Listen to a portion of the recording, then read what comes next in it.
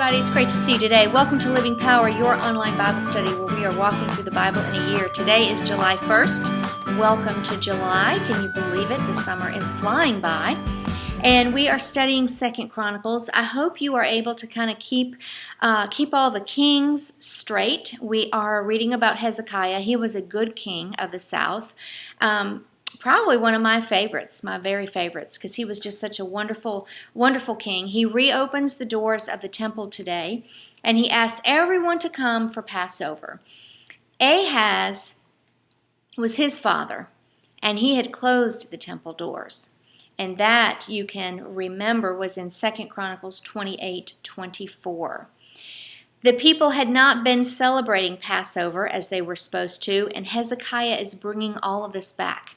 Remember, the people were supposed to travel to Jerusalem 3 times a year for their festivals, and this is what he is reenacting. Most of the people just laughed. Most of the people did not come, but some of the people did come. And that's in 2 Chronicles 30, verse 10. It is interesting, though, that there is a verse in verse 12 that says, God's hand was on the people of Judah, giving them all one heart to obey the king. Hezekiah is the king of Judah, the southern kingdom. And we see the people in the northern kingdoms doing something just very, very different from the people in the southern kingdoms. So more of the people in the south wanted to come and wanted to participate in the festivals and were behind Hezekiah in doing these things. I love reading about Hezekiah because in 31:20 it says, Hezekiah sought God wholeheartedly. Isn't that something that you would like to be said about your life? That you've sought God wholeheartedly. And as a result, he was very successful. He attributes his success to his relationship with the Lord. The Bible attributes his success to his relationship with the Lord. And we can do the same thing. There's one thing in the Bible that it says that we can be proud of. And do you know what that is? That we know the Lord God and that we are His and that He is ours. Now, I wanted to give you some background. There is some things that we probably should remember here about Hezekiah. Let me give you some dates. 715 to 686. Hezekiah has reigned independently during this time period for about 29 years, but he's co-reigning. He co-reigned with his father Ahaz for about 14 years, from 729 to 715. So he probably got to see how his father reigned, and he was probably chomping at the bit to do it his way, which happened to be God's way. And the people were so benefited because he did seek the Lord.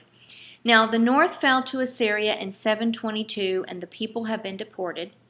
Hezekiah not only was a favorite of mine, but he really is acknowledged as one of Judah's greatest kings.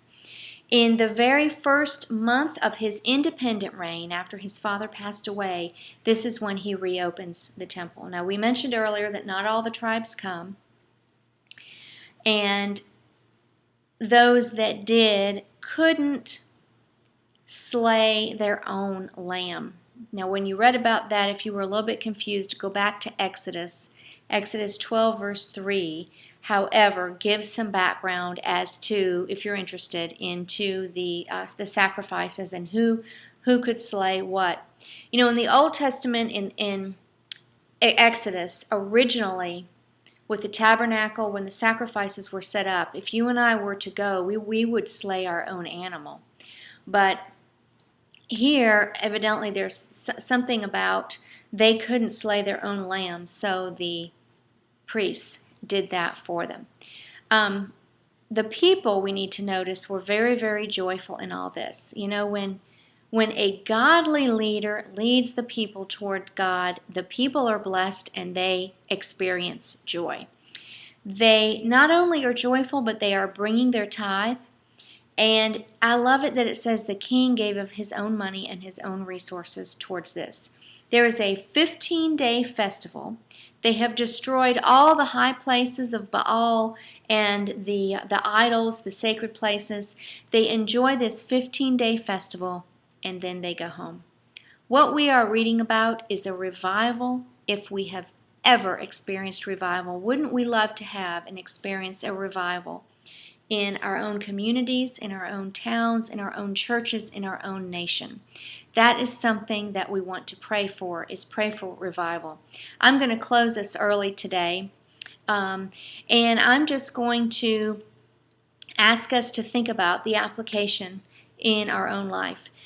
Whether or not we have a Hezekiah that would be leading us, will we choose to follow the ways of the Lord, irregardless of what the people do around us, irregardless of what our leaders tell us? But can we be so wholeheartedly dedicated to the Lord that it will be said of our life that you and I wholeheartedly, not single-heartedly, not a little bit heartedly, but wholeheartedly follow the ways of the Lord?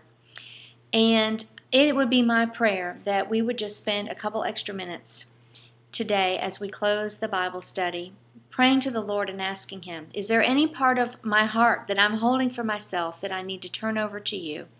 Because we certainly want this to be said of our own lives. So that's my prayer for you this day. I hope that you have enjoyed the lesson. Tomorrow we're going to continue on as we continue to study this wonderful portion of history. Blessings to you.